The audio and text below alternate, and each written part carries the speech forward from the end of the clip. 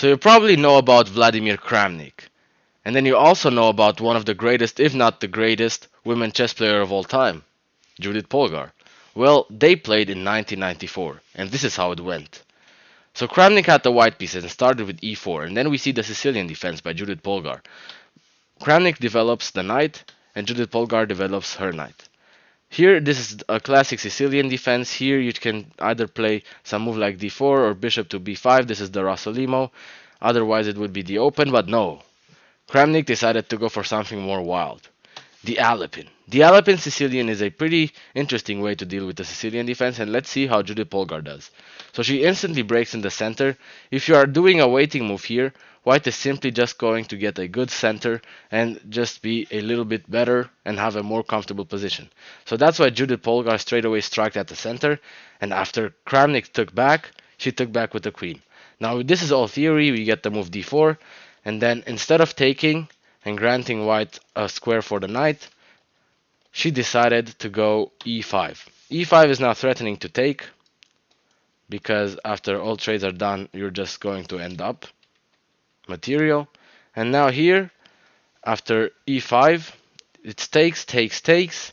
And if you take the queen thinking that white is never going to castle, it doesn't really matter because white is up a pawn and you're going to struggle with development.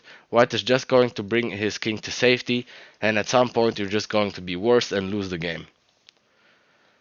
So she instead took back, Kramnik developed the bishop, and now we get this move bishop d7. Obviously, as Judith Polgar is not developing the kingside pieces, she wants to castle longside. Why does she want to do that? Because the king side is probably going to be open for attack as the bishop is going to develop, and it's probably also a more aggressive approach in order to not lose the game. So we get knight to a3 from Kramnik, and this is actually still theory because if the pawn wasn't here blocking the bishop, black would just take the pawny, but obviously black cannot just take the pawny now, so we see castles. And now Kramnik develops the queen. It's a smooth way of getting out of the way of this bishop, of this discovered attack as well. And now we see we see knight to f6. Judith Polgar develops the knight. Kramnik castles, and after bishop to e7, we get this move, bishop to f4. And if you're familiar with Lichess already shows us a move here. Why? Because if it wasn't to show, it shows us the move because Judith Polgar actually blundered in this position. She was supposed to go here, and after takes, harass him, and then she was supposed to go something, Kramnik was supposed to go something like bishop g3 or bishop e2, bishop e3 or bishop g3 to prevent the knight from ever forking here. But that didn't happen. Judith Polgar went here. Okay, and you see the engine is again saying the move g4, which is a straightaway approach, and after the move g4, if takes, you're just going to jump in here, and then if he takes here, it's mate. And your attack is simply too strong, and after he takes here, you're just going to pin over here, and you're completely winning the game. But since the engine is showing us this move, we know that Kramnik probably missed it, right? So what did Kramnik play? He just developed the knight. I mean, he didn't develop the knight, he attacked with the knight, but it's way too early.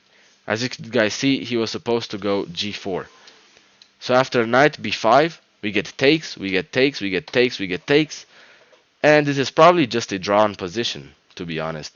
And from here on, we got a few trades, and then we got this move, bishop f1. Bishop f1, rotating the bishop, and then trying to start some sort of attack. We get rook to e8, and then the move h4.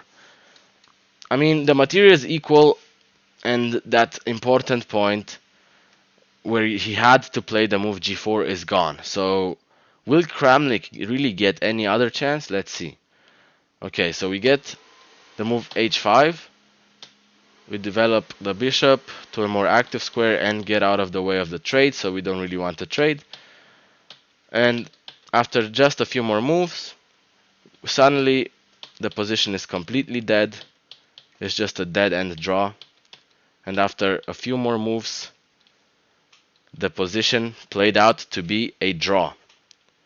So here you see shuffling pieces back and forth, but there is absolutely nothing for neither one of these guys, because since both are grandmasters and top tier grandmasters, they're not going to blunder any such endgame, and they just agreed to a draw after Kramnik had an insane chance to win the game.